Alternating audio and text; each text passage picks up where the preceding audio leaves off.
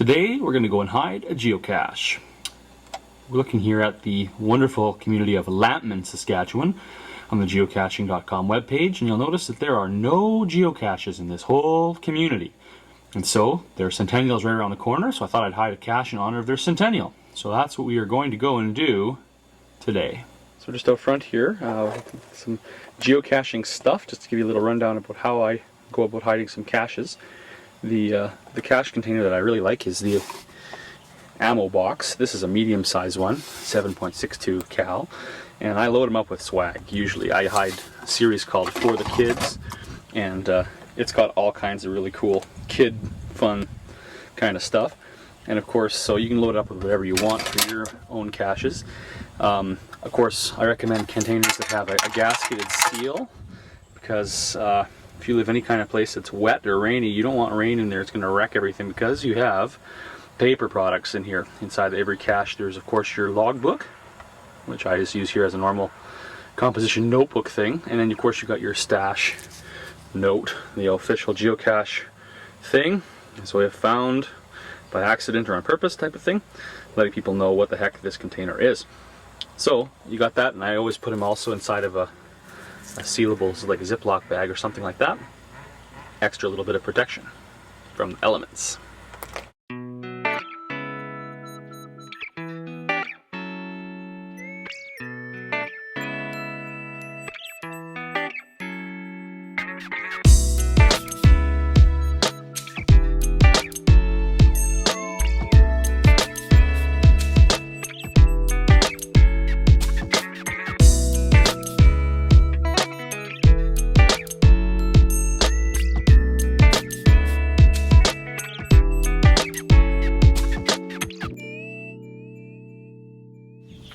So basically, what I want to do when I'm looking to hide a geocache is you got to have a place that's readily accessible to the public. They can get at publicly, easily, without having to pay.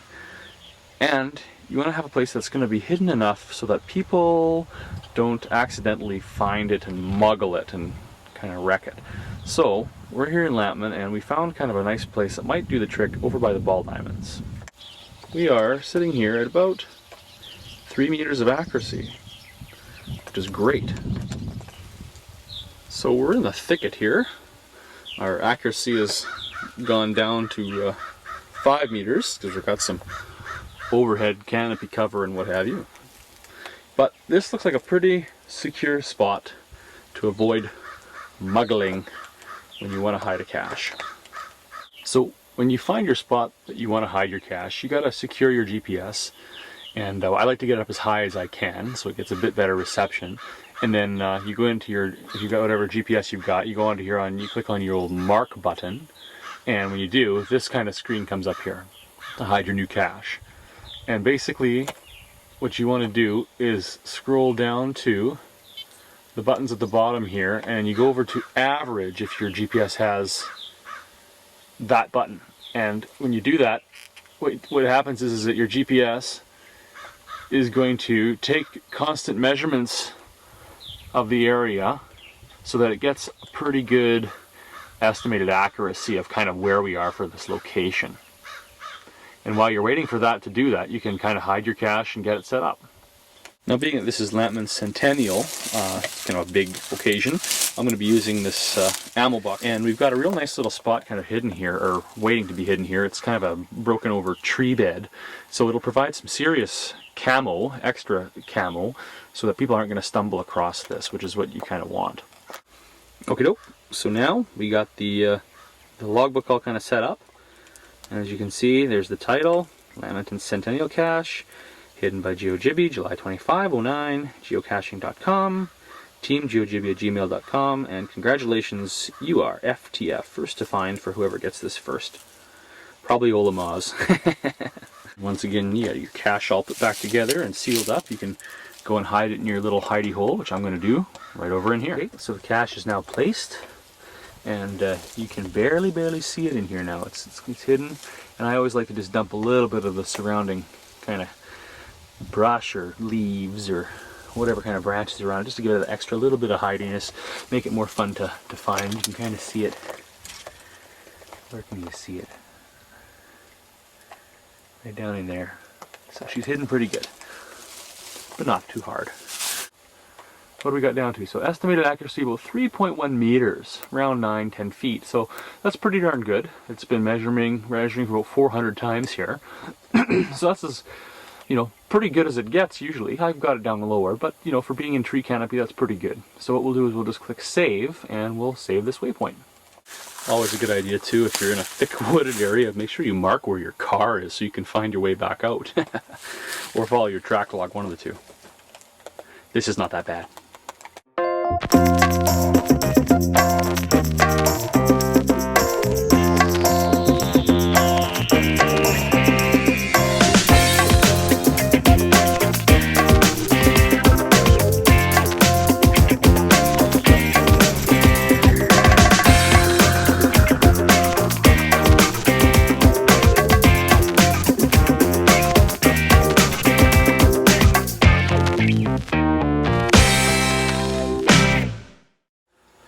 Okay, so now we're back in the secret underground layer, and we're going to show you now how to, once you've gone out and done all your physical hiding of stuff, what to do with the website.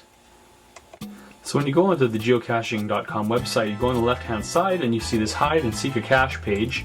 You click on that, and then it asks you whether or not you want to hide or if you want to seek. We are of course going to be hiding, and so you go on the right hand side of the column. And then there's the link here to fill out the online form to report a new cache. So you click on that link. And once you've clicked on that link, you get this report a new cache page. Okay, so here we go. I've got all the information filled in for this cache. Getting it ready to report. And so here we go. Cache type traditional is a regular sized ammo box. And the nickname of this cache is the Lampman Centennial Geocache FTK. I'll explain that in a minute. I place this cache, geojibby, yes, it's ready to go. No, I don't want only premium members to find it. And so there's the coordinates for this cache. Those are in there now, and where it's located. And so basically, the overall difficulty rating I set on this would be a 2, just because of that really good camouflage that's on this cache. And the overall terrain rating is like a 1.5. Saskatchewan is very, very flat. There are no 5-star terrains in Saskatchewan, so I always tend to keep my terrain rating down quite low. Okay, now for the details. This cache, the short description, is placed in honor of Lampman Centennial. This one is FTK for the kids, and I'm all about getting kids into geocaching, so I always tend to load it up with the swag that kids will like. And so for the long description, a little bit more detail, I said this is Lampman's first geocache. You're looking for a 7.62 cal ammo box outfitted with official geojibby shade salamander camouflage. It is loaded with kid-oriented swag and shouldn't be too difficult to find. This one is located near the Lampman ball diamonds and should be fairly muggle-free, but be aware on game days. Have fun! Lampman is a beautiful town. Take a tour while you are here. The next box down is the hint or spoiler info. If you're trying to be really tricky with your cache and you don't want to give away anything, you don't have to put in a very detailed hint. But this one, like I said, this is for the kids, so you want the kids to find this. And so I just basically give the spoiler here with the hint and say check near the base of a broken bush. And so that'll give people a pretty definitive hint there. Okay, and the note to the reviewer, if there's something strange that you need to report to the reviewer, you can go ahead and type that in, otherwise just leave it blank.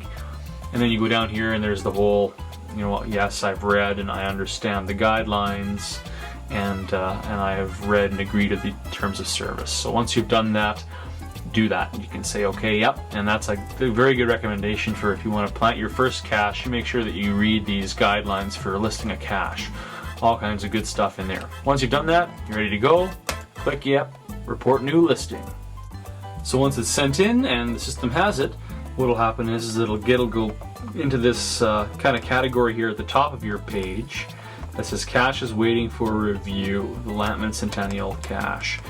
And so there it'll wait until the friendly neighborhood reviewer reviews it, and if it's all good and all systems are go, it'll be up and ready to find. If not, you'll have to go over some details, whatever the reviewer tells you to do, and get her done.